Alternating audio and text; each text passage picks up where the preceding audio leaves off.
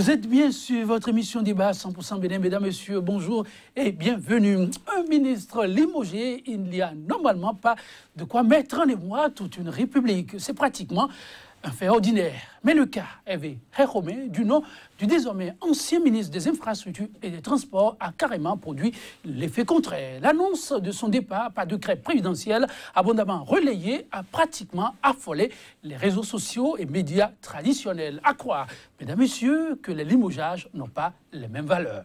Sur la place publique, au cœur des marchés, le départ, somme toute inattendu, de l'équipe gouvernementale de l'homme qui, aux yeux de plus d'un, apparaissait comme l'un des hommes de main du chef de l'État, était sur toutes les lèvres. 112 heures après, la nouvelle continue, contre toute attente, d'alimenter les conversations.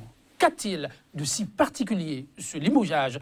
Pourquoi suscite-t-il tant d'intérêt? Quelle pourrait en être la portée? 100% Bénin, le numéro du jour voudrait, non, entretenir la polémique ambiante, mais apprécier les faits au-delà du tollé et des scènes d'exaltation observées ça et là. Avec nous sur ce plateau pour l'exercice, Patrick Amampoyon, qui n'est plus à présenter. Il est coach en politique de développement et gestion des crises. Patrick Amampoyon, bonjour. Bonjour. Merci pour la disponibilité. Merci. En face de vous, pour l'instant, débat, l'analyste politique.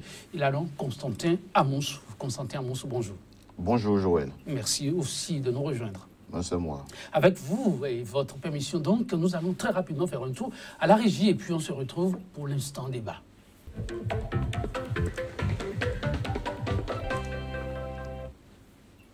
Bientôt 2 mois que le tout premier gouvernement du régime du nouveau départ est en place.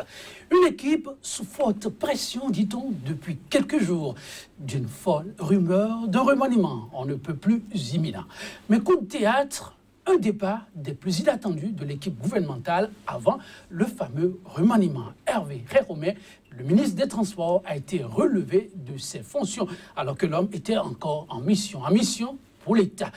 Coach Chapoyon, je me retourne vers vous. Ce départ, comme on le dit, très précipité, vous particulièrement, vous l'avez accueilli comment? Oh, je l'ai accueilli comme un non-événement. Un non-événement jusqu'au moment où le tollé général m'amène à m'intéresser à la question. Pour moi, le chef de l'État, c'est dans ses pouvoirs discrétionnaires de nommer qui il veut, quand il veut, de l'enlever quand il veut et tout.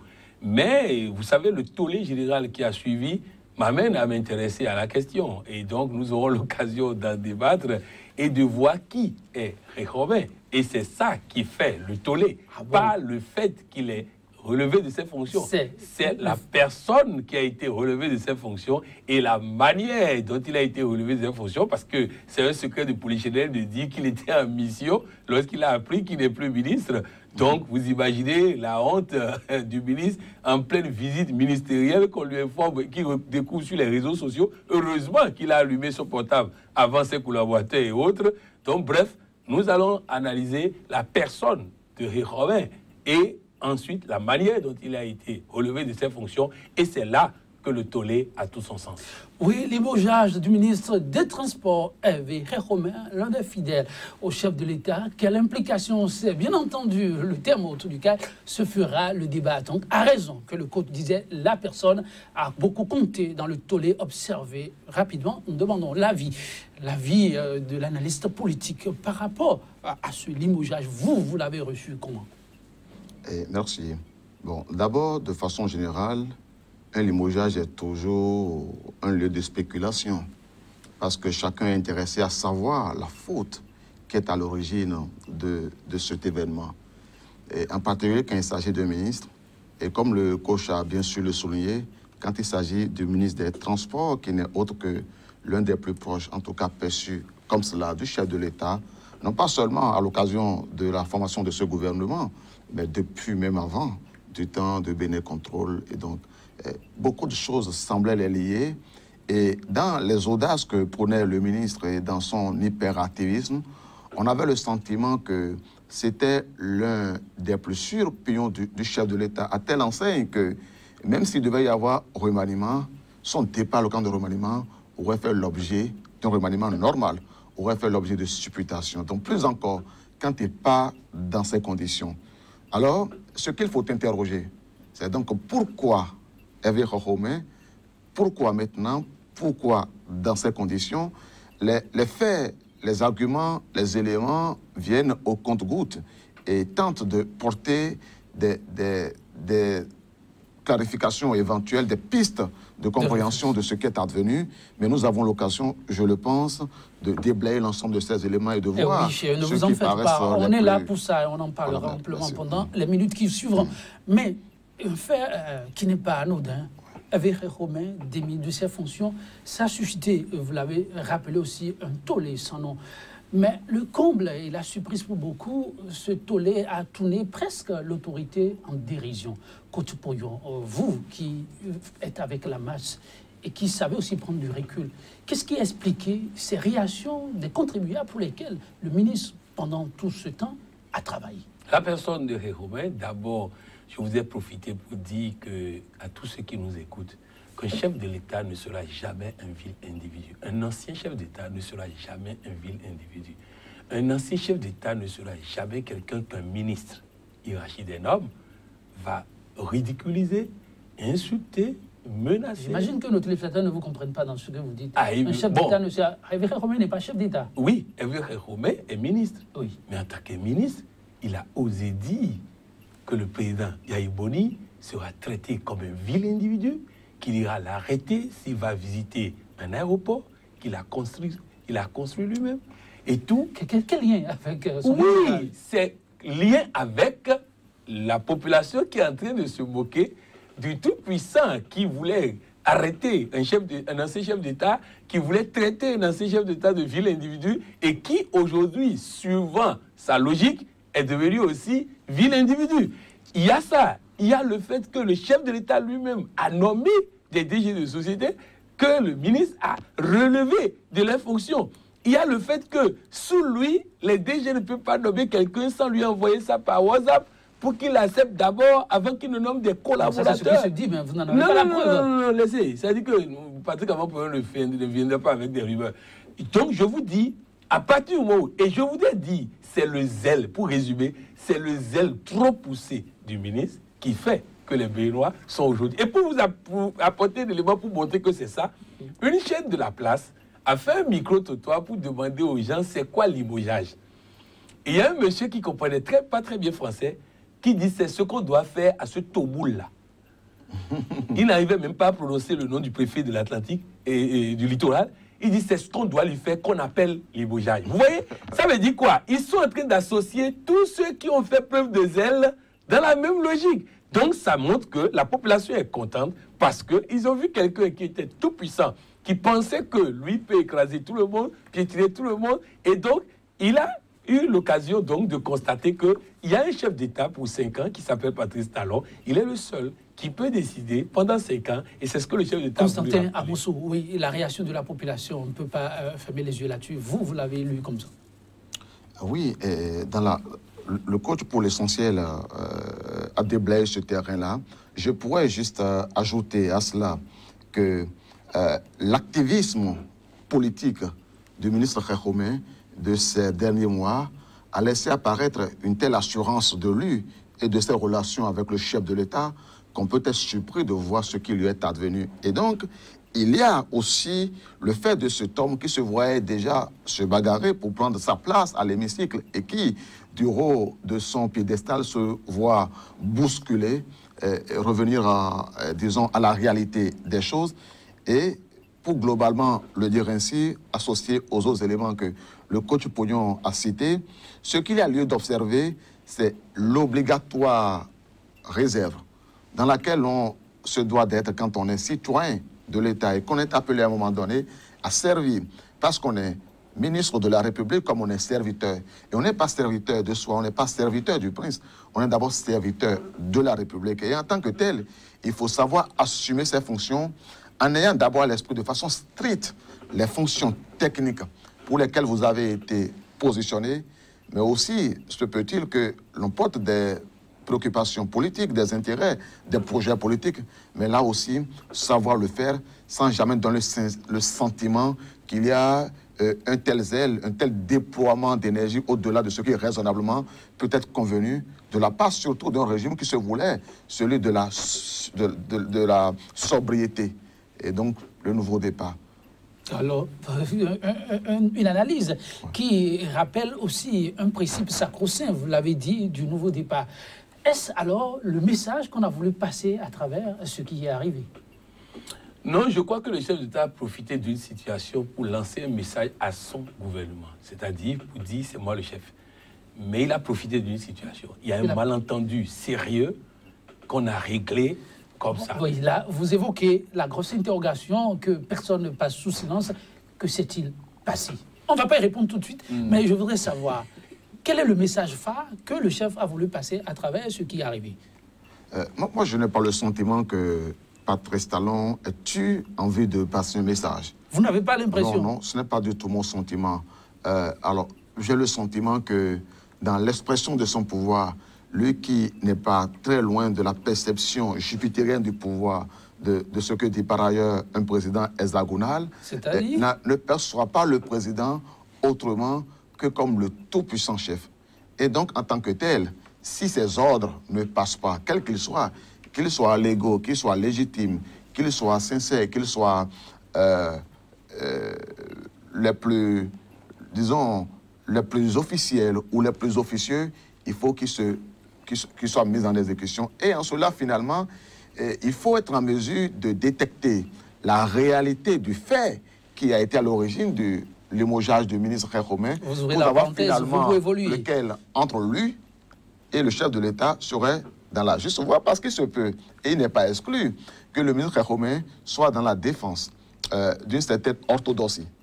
Et que, par ailleurs, le chef de l'État, qui, il est vrai, est l'élu de la nation, se soit mis dans l'obligation de lui rappeler que, avant même que de parler de légalité et d'orthodoxie, il y avait d'abord lui qui fut élu un 20 mars. Vous dites quelque chose de très grave quand même. Voilà, un 6 avril. Vous ne dites pas que le chef passe avant la République, parce que dans la démarche... je ne dis pas qu'il passe. Je dis que dans la façon de s'exprimer de l'autorité du chef de l'État, dont on a vu le fonctionnement, dont on a vu l'hyper-présence silencieuse, dont on a vu la chape de plomb sur les ministres et les DG, on a de fortes raisons de penser que lorsque ces instructions, quelles qu'elles soient, quelque illégales qu'elles puissent être, on a vu le chef de l'État ici passer un message, écrire une lettre adressée au ministre de l'économie et des finances, lui intimant l'ordre de ne plus faire des gré à gré, sauf à passer par le Conseil des ministres. Or, les conditions dans lesquelles se passent les marchés publics, y compris les gré à gré, sont prévues par la loi. Et le Conseil des ministres n'est pas en état de se substituer à la loi. Et donc, en écrivant au ministre de l'économie et des finances et en lui intimant l'ordre de ne plus faire de marchés gré à gré, il n'a même pas ajouté illégaux.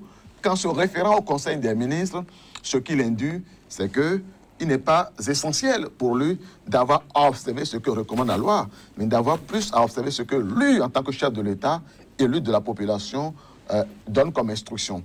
Donc c'est d'abord ça qu'il faut remarquer. Pour le reste, j'observe de façon globale que autour et parmi les éléments qui sont cités comme d'éventuelles pistes d'explication du limogeage du ministre Khékhoumé, on a pu laisser entendre que le chef de l'État, le samedi, l'aurait appelé pour lui donner des instructions diligentes de se rendre à Gorgounou où un pont s'effondrait, le pont liant Kandi à Gorgounou, et que lui se serait, disons, fait le devoir de finir de suivre ou d'assister à un tournoi de football dont il était l'organisateur. C'est un argument qui fait sourire et qui laisse penser que, embrouillé ou n'étant pas en mesure de trouver des arguments qui tiennent, les partisans du chef de l'État, les partisans de la rupture, ont voulu construire une image idéale, je dirais idéale du chef de l'État. Parce qu'à la vérité, il faut regarder, le ministre Khékhoumé était à Corvée. Supposons même qu'on puisse lui prêter d'être à Cotonou.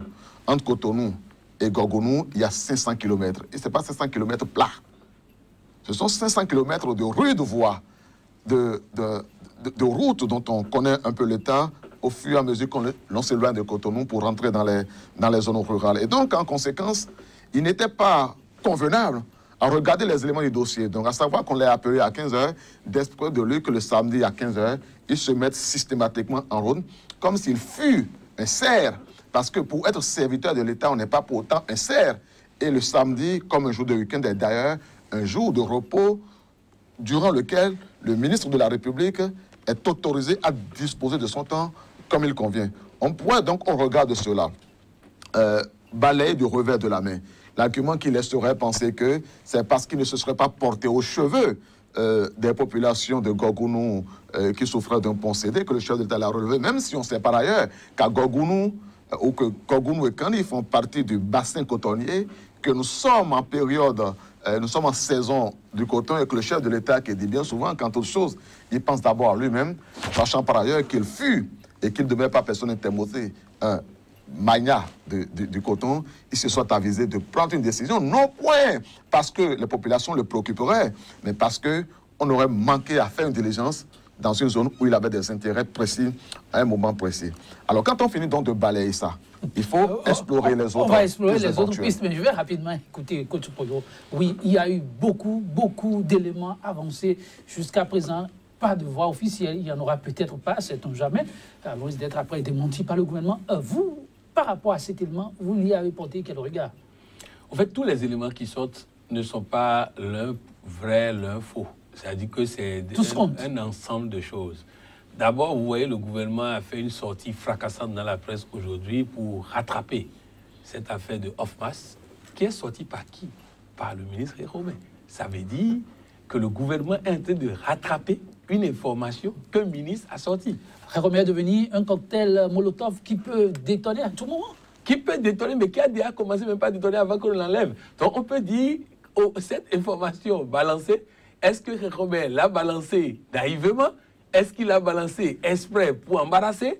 Donc, oui, il y a déjà, parce que les informations que j'ai portent à croire qu'il y a un conflit sérieux entre le ministre Romain et le tout-puissant vice-président Olivier Bokor. Donc, vous comprenez... Quel nom vous sortez encore là? Vous quittez le chef, vous voyez Olivier Bokor dans ce dossier? Moi, c'est des informations qui portent à croire qu'il y a un problème entre eux deux. Et donc, parce qu'on a dit que le chef d'État avait été informé diligemment, avec des éléments en plus du fait qu'il n'a pas voulu aller à Gorgounou et qu'il est allé ailleurs. Qui a informé le chef de l'État avec autant de diligence? Donc, moi, je pense que la sortie ce matin du gouvernement montre que ce dossier Hofmas n'est pas loin de ce limogeage-là, puisque c'est toute la presse pratiquement qui a été appelée au secours pour pouvoir apporter un démenti au fait que c'est justifié qu'on donne 20 milliards et tout ça, que le président Yaïbouni aurait déjà commencé par donner. Donc bref,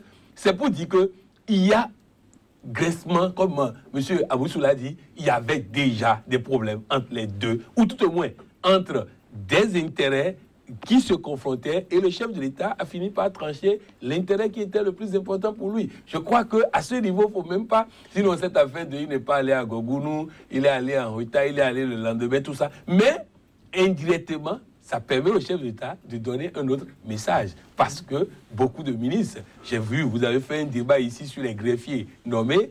Je suis sûr que si le chef de l'État n'est pas au courant de ce dossier et apprend ce dossier, il risque y avoir les mêmes choses là-bas. Donc c'est pour dire que s'il est en train de profiter d'une situation de limogeage pour montrer aussi à ses collaborateurs que les gens parlent trop et prennent trop de décisions depuis un certain moment et que c'est lui le chef. Constantin Amoussou, il y a un ménage à faire en définitive à l'interne? Non, pour moi, quand on a fini de faire le vide sur les fausses pistes. Vous appelez ça fausses pistes? Oui, les fausses pistes que l'on entretient dans l'esprit de détourner les populations des vérités, il faut, ou de la vérité, il faut maintenant travailler à identifier. Donc le dossier Hofmas apparaît aussi comme une fausse piste pour vous? Non, non. Le dossier Hofmas, en revanche, me paraît une piste plus vraisemblable. Plus vraisemblable pour plusieurs raisons. D'abord, le ministre Khéroumé, lors d'une sortie récente, hausse la voix sur le DG de Hofmas. Il fait savoir qu'ils ont reçu 20 milliards d'avance, alors que les travaux n'ont pas avancé. D'ailleurs, M. Deschacus, ainsi désigné, aurait refusé de protester de ce que de telles avances aient été perçues. Puis après, nous avons vu tout le déploiement médiatique avec la mise, disons, dans le dossier d'une personnalité, d'une personne. J'ai été connu comme syndicaliste, mais comme l'une de ces personnes qui, hier, se serait déployée avec toute la verve pour montrer les irrégularités flagrantes qui ont cours dans ce dossier. Alors, mais c'est quoi? Le dossier Hofmas est le cœur, c'est ce que je dessine. Pourquoi? Parce que justement, le gouvernement avait laissé entendre, et cela me revient avec beaucoup de vivacité, le jour où M. Pascal Irénée Koupaki, à la télévision, faisant le compte rendu du Conseil des ministres, insistait joliment sur le mot BOT qu'il explorait, dont on avait le sentiment que lui-même le découvrait pour la première fois, que ce modèle permettait à l'État de faire réaliser totalement et exclusivement aux frais de l'entreprise les infrastructures. Ensuite, lui faire exploiter cela pour en retirer les frais les différentes dépenses engagées et enfin le transférer dans le patrimoine de l'État. Puis on a dit même que l'on a retiré le dossier de la main de l'entreprise sud-africaine parce qu'elle n'avait pas trouvé les moyens elle-même pour faire porter ce dossier de bout en bout. Puis on a choisi Ofmas. Et on n'est même pas passé par un appel d'offres. Et donc, on a trouvé le moyen, on peut justifier que parce qu'il faut aller vite, il faut trouver l'entreprise qui a les moyens et qui est prête immédiatement à faire le travail. Et c'est d'ailleurs le principe de BOT. Au nom de quoi l'État se trouve-t-il en état de sortir 20 milliards pour financer? Et donc, a-t-on pu penser que, comme le citoyen n'est pas souvent porté à aller fouiller en profondeur pour aller identifier le contenu des contrats qui lient l'État aux entreprises, nous n'aurions jamais été en état de découvrir ce dossier et donc finalement de savoir le faux qui a été fait. Et donc, en ne tournant pas à cette occasion-là, 7 fois sa langue avant de parler, M. Khékhomé a mis nu le gouvernement et a révélé ce qui n'a certainement pas plu, une chose que l'on aurait aimé cacher. Est-ce qu'on peut continuer à parler aujourd'hui du faux après la sortie du directeur des infrastructures? Cette démonstration. La sortie du directeur des infrastructures est venue tout gâcher. Parce qu'au fond, qu'est-ce qu'il dit? Il dit, d'abord, il montre un tableau où on a vu des polices d'écriture différentes, ce qui laisse la preuve très certaine de manipulation de documents administratifs, ce qui est une infraction grave dont il faut éventuellement rechercher les auteurs et les sanctionner civilement, ensuite pénalement et finalement politiquement et administrativement. Mais en plus, dans les documents qu'eux-mêmes ils ont présentés pour certifier de ce qu'éventuellement il n'y avait pas de fraude, on voit la carte de 2017 réservée Trésor qui ne devait avoir, qui n'était pas pourvue du tout. Et cependant, nous sommes en 2017 et on a donné 20 milliards à l'entreprise. Le truc est simple. On dit chaque fois que c'est BOT, qu'il s'agit du principe build, operate and transfer, ou bien build, own and transfer, donc dans tous les cas, construire, exploiter, transférer, ou bien construire, s'approprier et transférer, dans tous les cas, le principe de base qui autorise même à se passer des règles habituelles des marchés publics, c'est qu'il y a une entreprise qui dit qu'elle a l'argent, son propre argent, et qui dit qu'elle va investir son propre argent. Et tout cela est calculé d'ailleurs dans le chiffre global de l'entreprise.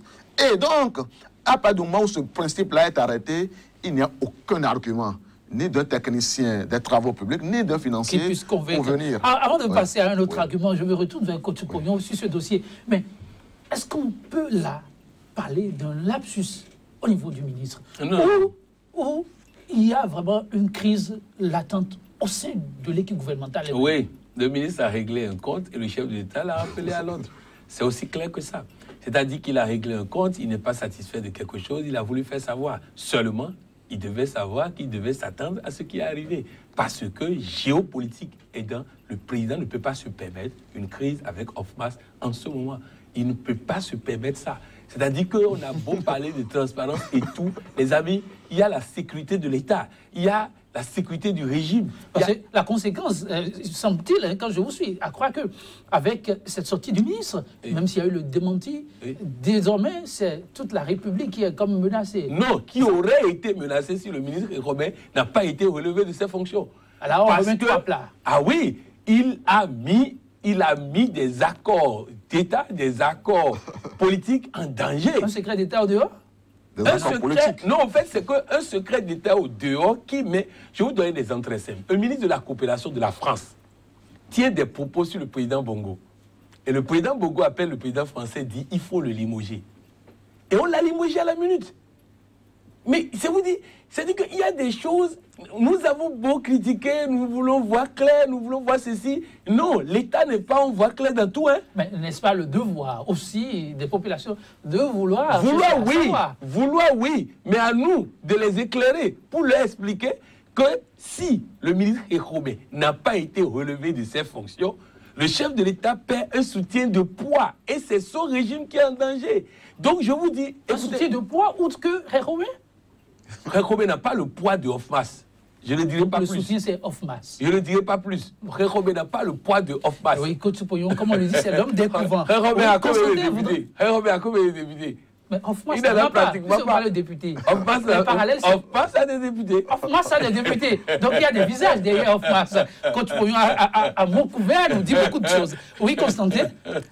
Oui, pour ne pas devoir dire plus et aller plus loin que ça, on sait très bien dans quelles conditions et dans quel contexte géopolitique, à la va-vite, le marché en gré à gré BOT a été attribué à Hofmas. Et à l'époque, quelques voix s'étaient élevées pour identifier le bastion politique d'un homme important qui n'a pas soutenu le chef de l'État, c'est vrai, aux élections, mais qui s'est fait le devoir de se rattraper. Et chacun, dans la façon de percevoir les choses, on sait très bien, et on s'avise plus aujourd'hui que par le passé, que derrière Hofmas, il y a de grands enjeux politiques, il y a de grandes figures politiques, et donc en conséquence, ce n'est pas le nom Hofmas ou même le fait, entre autres, a-t-on supposé pour Ekhobe ne s'être pas rendu à Gogounou, sachant par ailleurs que ce même régime prône la division du travail, qu'on l'a relevé, mais qu'on était en train de sauvegarder des intérêts politiques. Mais le problème que moi je pose au-delà de tout, et par différence avec le coach Aman Pouillon, oui, c'est finalement de savoir jusqu'où l'on peut aller construire des accords politiques au détriment des textes, des lois, au détriment de la population. Parce qu'on est en état de savoir, dès l'instant que telle problématique se pose, que finalement ce marché qui a été attribué dans ces conditions a dû ou a pu peut-être avoir été surfacturé et qui ne l'a été que dans la mesure envisagée de refinancer des circuits politiques qui vont servir à l'achat de conscience, mal contre lequel le chef de l'État a dit vouloir. Vous êtes dans des suppositions, j'imagine. Je suis dans des suppositions. Je suis dans des suppositions, mais j'ai le droit en tant que citoyen de le supposer. D'autant surtout qu'une faute est, il faut aller creuser pour s'interroger, mais sur les intérêts qui peuvent expliquer la survenance de telle faute. C'est ça au fond. Parce que le problème, ce n'est pas qu'il y a eu des accords, ça ne me regarde pas. Le chef de l'État, en tant qu'homme politique, en tant que conquérant du pouvoir politique, est porté en tant qu'acteur politique à conserver ce pouvoir. Il est dans son droit et dans ses attributs d'imaginer toutes les alliances légales possibles qu'il noue dans la perspective de maintenir, de conserver, de perpétuer son pouvoir. Mais il est limité, parce que nous sommes dans un état de droit, il est limité, il est ligoté par la loi. Il est ligoté par la loi. Le pouvoir est le pouvoir.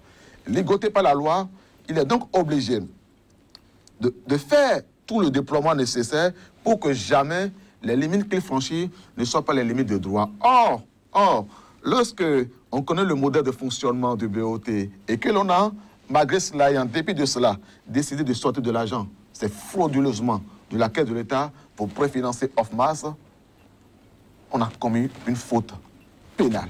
Une faute pénale. Une faute pénale. Qui peut interpeller, oui. Non, je crois qu'il faut qu'on situe le débat. Oui. Nous sommes en train de parler de limogeage de Ekhobe. Tout à fait. Qui n'est pas un crime. C'est sûr.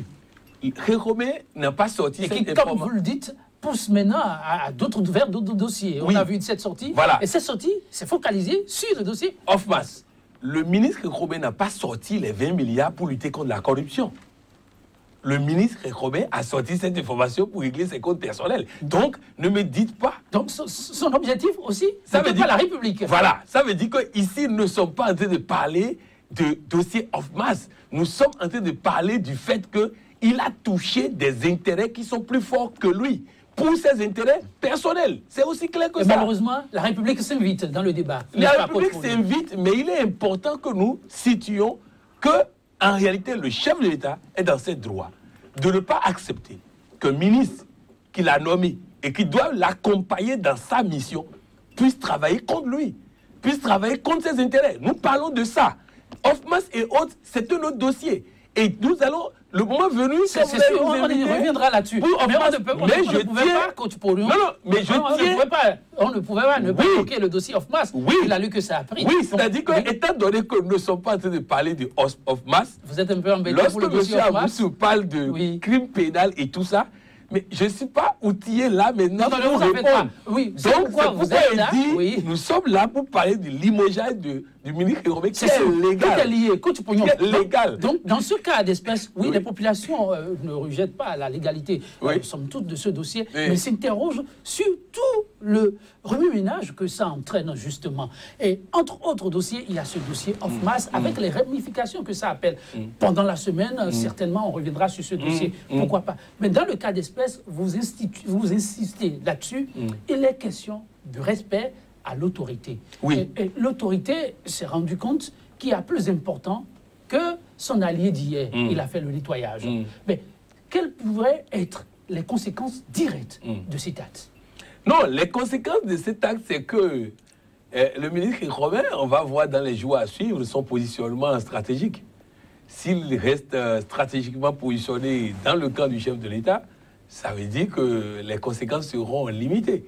Mais s'il décide de devenir opposant, les conséquences sont graves parce qu'il a géré trop de dossiers confidentiels. Parce que vous avez vu que cette information, même les cadres du ministère des Finances n'avaient pas ça. Donc, c'est une information extrêmement sensible dont le monsieur a énormément d'informations extrêmement sensibles. Donc, à partir de cet instant, c'est son positionnement dans les jours à suivre qui déterminera la suite de ce dossier. Son positionnement dans les jours à suivre, cela m'oblige à revenir sur un autre aspect évoqué, l'aspect politique du dossier. Khéroumé est dans une circonscription électorale aussi très déterminante pour le chef de l'État. Oui, Constantin Amoussou, l'analyste politique, lit l'événement sur ce plan de quelle façon? Oui, si on regarde le déploiement d'énergie du ministre Khéroumé avec son mouvement, le Rassemblement pour un nouvel élan et le développement, et tous ces derniers mois de façon persistante, si on voit même l'orientation des premières infrastructures, la toute première infrastructure achevée, c'est l'infrastructure qui passe par Wengi, et donc dans le pays Agoni, qui fait partie de son électorat, on a des raisons de penser qu'il avait des visées politiques législatives très prochaines. Mais le chef de l'État n'a pas de raison particulière de lui en vouloir pour cela. D'autant surtout que même s'il est établi que d'autres soutiens du chef de l'État sont dans la région, soutien de premier rang, on citerait peut-être Lazare Servetor, mais après lui, on verrait juste, si nous sommes dans la 24e circonscription électorale, on verra juste après Lazare Servetor, on verra le ministre Khéroumé, dont on peut dire pour l'essentiel que politiquement, en tout cas, il est une création de Patrice Talon, politiquement. Dans les affaires, sur le plan de la compétence, sans doute, il s'est fait, il s'est construit. Mais politiquement, au moins, il a été révélé par le chef de l'État et a saisi cette opportunité de fonction pour commencer à construire sa galerie politique. Et donc, il n'y a pas de raison particulière de penser qu'il dérangerait des intérêts, d'autant que le nombre de sièges à pourvoir dans la circonscription ne posait pas problème, en tout cas pas jusqu'à ce niveau, et que par ailleurs, les autres acteurs politiques soutenant le chef de l'État, qui appartiennent à la grande mouvance sans avoir été du camp au premier tour du combat, ne pouvaient pas paraître plus importants au chef de l'État au point de penser à sacrifier le ministre Khéroumé. Il reste qu'au-delà de tout cela, le message, peut-être finalement qu'on peut voir dans la conduite du chef de l'État, c'est que, en dépit et quel que soit le lien d'amitié, de fraternité, les liens même séculaires, c'est même un message à ceux dont on dit qu'ils sont avec le chef d'État depuis de longues années, ceux-là même dont on dit qu'ils se sont vus nus, parce que la vérité finalement, c'est de comprendre à quel point, lorsque les enjeux d'intérêt colossaux sont en jeu, le chef de l'État ou une machine, n'importe laquelle, peut se déployer pour briser sur sa voie les personnes qui s'interposeraient ou directement ou naïvement comme des handicaps. Mais sur le dossier précisément du limogeage de Khéroumé, il faut remarquer que même dans les ministères, dans les directions, dans toutes les responsabilités importantes assumées, on a fait aujourd'hui, sur une du départ, du secret, de la discrétion, le modèle opératoire. Comme si l'on se situait dans une mafia. L'information, elle est cachée, l'information sensible est cachée, elle est retenue, les agents sont surveillés, les travailleurs sont surveillés. Ils tremblent, ils titubent, à l'idée même éventuellement que se sentant ou les sentant proches de telle autre, on peut d'abord seulement à soupçonner qu'ils puissent avoir été à l'origine de la livraison d'une information sensible. Donc, en conséquence, ce qui a lieu d'examiner, c'est quel est le rôle de vigie que joue la société civile. C'est donc finalement de savoir où est aujourd'hui la société civile. Oui, c'est une autre interrogation qui appelle à un autre débat. Mais Coach Poyon a posé un problème aussi important. Oui. Désormais, comme vous l'avez dit, dans un environnement où l'information n'est pas forcément disponible, quelle pourrait être la posture de Khékhoumé dans les tout prochains jours? Aller en opposition avec un passé qu'on lui connaît ou comprendre simplement le message et se ranger? Donc, il est complètement, de mon point de vue, impossible à Hervé Khékhoumé de faire de l'opposition à Patrice Talon. Impossible. Totalement impossible pour quelques raisons. La première, parce que lui-même, en particulier, n'avait pas un électorat, une existence politique, avant même d'avoir été une création de Patrice Talon, comme j'ai commencé à le dire. Et ensuite, parce que au poste ministériel où on l'a porté, on lui a fait assumer de telles responsabilités et conduire de tels dossiers que même le chef de l'État pourrait se retirer et donc lui faire porter la responsabilité de dossiers flous, de dossiers difficiles qu'on lui a conduits. Mais pensez, imaginez un instant que c'est ce ministère qui a géré le dossier sensible du PVI, Programme de vérification des importations, avec tout ce qui l'entoure, avec le flou qui l'entoure. Mais songez un instant que ce ministre qui, dès les premiers jours, a été appelé à demander instamment à la structure Société Technologie de Transport du Bénin, qui était là et qui opérait sur la plateforme portuaire pour la sécurité de l'entrée des camions au port, de déguerpir. Songez un instant que c'est ce ministre qui a géré les gros dossiers d'infrastructures routières. Donc l'impossibilité s'impose d'elle-même. Les gros dossiers d'infrastructures routières que le gouvernement a suspendu dès qu'il s'est installé, disant qu'il voulait voir clair. Et tout le monde a pu penser qu'en voulant voir clair, il verrait flou.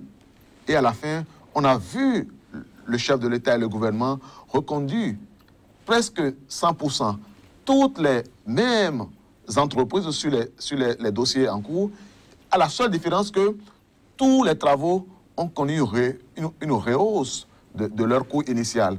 Et donc, Khékhoumé doit subir en douce, bon gré mal gré, en résumé.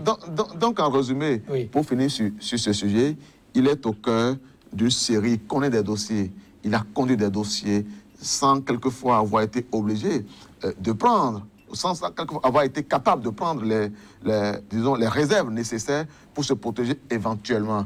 Et comme le je me retourne vers Coach Poyon, vous me permettez. Coach Poyon, le devoir et l'obligation de transparence, finalement, ça se joue comment? Ça a quelle place? Non, d'abord, je voudrais dire que même aux États-Unis, on sanctionne ceux qui sortent des informations. Donc, c'est normal que le gouvernement surveille ceux qui sortent des informations. Deuxième chose, le ministre, effectivement, comme il l'a dit, ne peut pas faire de l'opposition. En tout cas, je ne sais pas quel est ce courage politique énorme qu'il aura pour faire de l'opposition. Ça veut dire que vous allez le voir, même, vous voyez, même le ministre candidat Zanaï, dont on connaît la trempe, n'a pas réellement fait opposition jusqu'à présent. Donc, je ne pense pas. Mais si vous voulez vraiment qu'il y ait information et qu'il y ait lutte contre la corruption, alors mettez-vous en prière pour que le ministre Khékhoumé ait le courage de faire de l'opposition. Et en ce moment, il faut prier d'abord. Il faut prier parce que, mais je continue de dire, le ministre Khékhoumé, et je voudrais dire à tous les cadres d'État, c'est pas normal que vous soyez sous quelqu'un et que vous tirez dans ses pattes. Je ne suis pas d'accord avec ça. Il ne peut pas tirer dans les pattes du chef de l'État. Il l'a fait. Le chef d'État l'a relevé de ses fonctions. Je suis totalement pour ce limogeage. C'est comme ça la République. Parce que moi-même, je dirige des organisations. C'est pas normal que des collaborateurs puissent me tirer dans les pattes. C'est ce qui s'est passé. Le chef d'État a pris ses responsabilités. Et ce serait le cas avec tous les ministres qui vont lui tirer dans les pattes. Alors, comment entrevoyez-vous désormais le climat au sein du gouvernement? Ah, le climat, il a toujours été comme ça. Il a toujours été tendu. Il a toujours été difficile. Il a toujours été fait de conseil des ministres où on fait 30 minutes et le communiqué dit qu'on a fait 2 heures. Il a toujours été fait de tout. Donc, vraiment, je crois que rien ne changera. Les ministres vont continuer par ne pas avoir les dossiers. Et ceux qui ont les dossiers, quand ils vont faire du zèle, ils seront relevés de leur fonction de la même manière. C'est ça la République. C'est comme ça fonctionne. Moi, je vous dis, il y a un pays de la sous-région où un ministre m'applique comme coach pour avoir la capacité de supporter l'hypocrisie des conseils des ministres. Parce qu'il dit, le chef d'État se trompe et tu dois te taire. Et que lui, cette ambiance-là ne lui plaît pas. Donc, il veut que je l'aide à ne pas attraper tension à force de voir du faux et de pas... Donc, je vous dis, ça fonctionne comme ça en France. Non, mais écoutez, là, ce que j'ai envie de me demander si j'ai mal entendu. Cela dit que le ministre de la République sollicite un coach pour qu'on l'aide à supporter la fausseté des conseils des ministres. C'est pas c'est pour vous dire que même ailleurs, c'est pour vous dire que même ailleurs, c'est pareil, quoi. Pour supporter la fausseté du conseil des ministres.